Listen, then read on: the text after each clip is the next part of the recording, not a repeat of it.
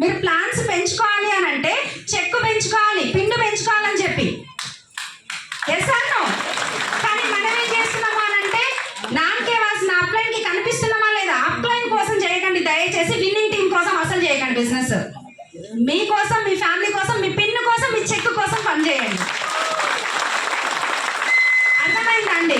ఇంకొకటి ఏంటి అని అంటే 5గురు ఇప్పుడు మీటింగ్స్కి వెళ్ళిన తర్వాత కూడా కొంతమంది చేసే మిస్టేక్ ఏంటి అని అంటే అప్లైని ఫోన్ చేసి మేడం సంధ్య మేడం జర ప్లాన్కి రండి మేడం అని చెప్తారు.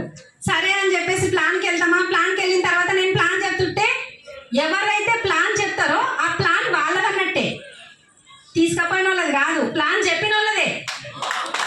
Yes or no? ఇప్పుడు నాకేంటి అని అంటే ఇప్పుడు మనకి అట్లా చెప్పిన తర్వాత అక్కడ సంధ్య మేడం ప్లాన్ చెప్తుంటే ఇంకొక మేడం వచ్చి ఇడంగా నన్ను పిలిచిన మేడం వచ్చి ఫోటో దిగి అప్లోడ్ చేస్తున్నారు. అది రైటా? కాదు. అది అట్లాంటి చీటింగ్ చేయొద్దు అనమాట. నెక్స్ట్ ఇంకొక మంచి విషయం ఏం జరిగింది అని అంటే ఈ 1000 ప్లాన్స్ లో బీభత్సంగా ఇన్ఫర్మేషన్ తీసుకుంటున్నాము, నేర్పిస్తున్నాం, లీడర్స్ ని క్రియేట్ చేయగలుగుతున్నాం. ఎట్లా అంటే ఇంతకు ముందుకు అంటే సంధ్య మేడం, అంటే సంధ్య మేడం అన్నోళ్ళు ఇప్పుడు ప్లాన్ ఉంది మేడం అని ఫోన్ చేసిరు అనమాట నాకు. అవునా మేడం అని చెప్పేసి చెప్పిన, అవునా మేడం అని చెప్పగానే మరి ఎక్కడ రావాలి, ఎక్కడ కలుద్దాం అని అంటే లేదు లేదు మేడం నేనే పోతున్నా ప్లాన్కి. ఈరోజు ఎందుకనంటే ప్లాన్ మళ్ళీ వాళ్ళకి అమ్మ సంధ్య మేడం అకౌంట్లో పడుతుంది, ఎందుకు వచ్చిన కోనా నేను పోతున్నా అంటే డెమో కిట్ లేదు కదా మేడం, తయారు చేస్తున్నా మేడం నైటే, మళ్ళీ అది కూడా కత్తే ఉంది. అంటే లీడర్ని క్రియేట్ చేస్తున్నామా లేదా?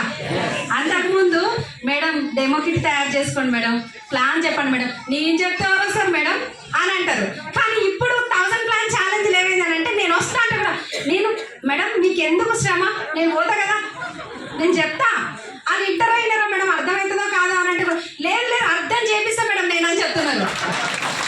అంటే అది ఎప్పుడైతే అప్లైన్ పైన డిపెండ్ అయి ఉంటారో బిజినెస్ లో గ్రోత్ రాదు.